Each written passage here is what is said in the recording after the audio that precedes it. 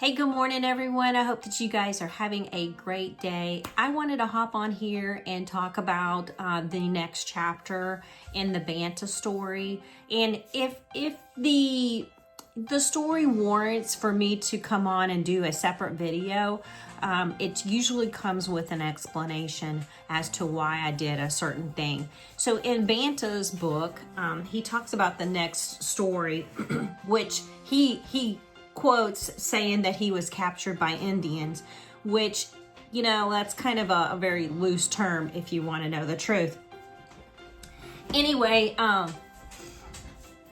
there's a discrepancy in this chapter, and he talks about that this happened in 1852, and after doing some major deep dive down the rabbit hole, if you want to know, research, this event actually happened in 1850.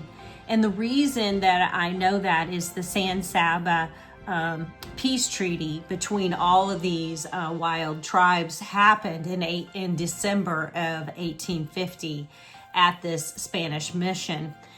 There was a separate peace treaty in 1852, but that was with the Apache Indians separate. And there was not 7,000 Indians as Banta talks about in this chapter. So sometimes when you're reading this, you don't realize, as far as doing the timelines and kind of getting that squared away, you're usually just reading it for pleasure, right?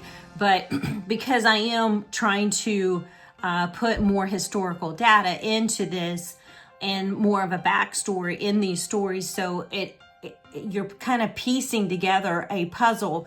And I mean, really, if you want to know the truth, that's kind of what I'm trying to do.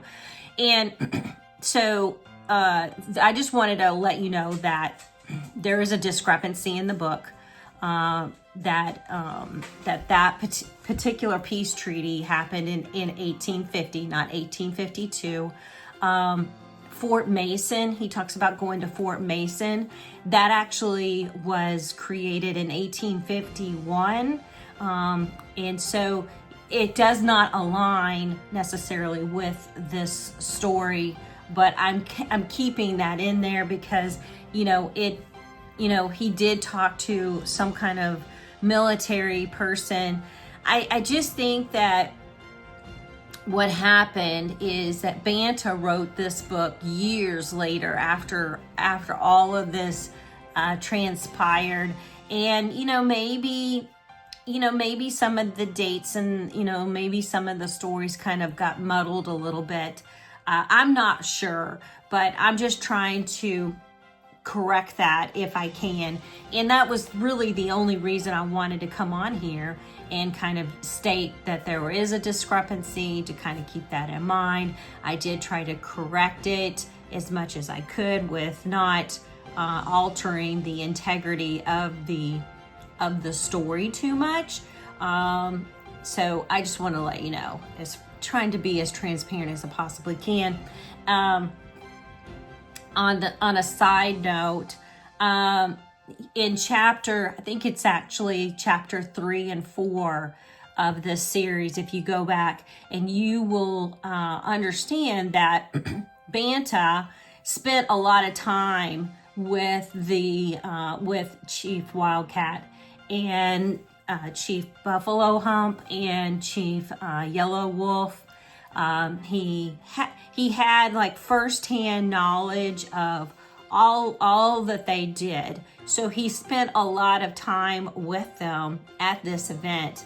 I don't know how many days, he was there camping before, I think his name was Major Haney showed up with, I don't know what his title, what neighbor's title was. I don't know if he was a captain or colonel or whatever. Anyway, but I do know that if you do any kind of research on Chief Wildcat, he was Samoan, and if you go back in his history Haney and neighbors have a deep-rooted negative impact on Wildcat. So I actually added that into the story because I thought it was important. And if you also look in history, that if, and this was a puzzle for me, so you just kind of, you can drop a line below and let me know, that Banta was there. He was observing all of this stuff. Wildcat was there, and then all of a sudden he wasn't there, and he was not included in the peace treaty. He did not sign at that peace treaty. So to me, there had to be a reason why he wasn't there. He's a very important leader in the Comanche tribe at that particular time. And so for him not to be there is very strange. So this story may be very fabricated a little bit. I'm just trying to be as transparent as possible. But I think that it is a plausible reason why he is not there. So you guys can let me know what you think.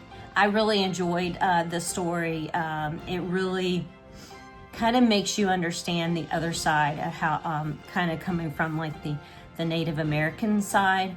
And I think that Banta was shown that. So he had feelings, and he understood kind of where they were coming from. So anyway, I hope that you guys enjoy this story as much as I did. Talk to you soon.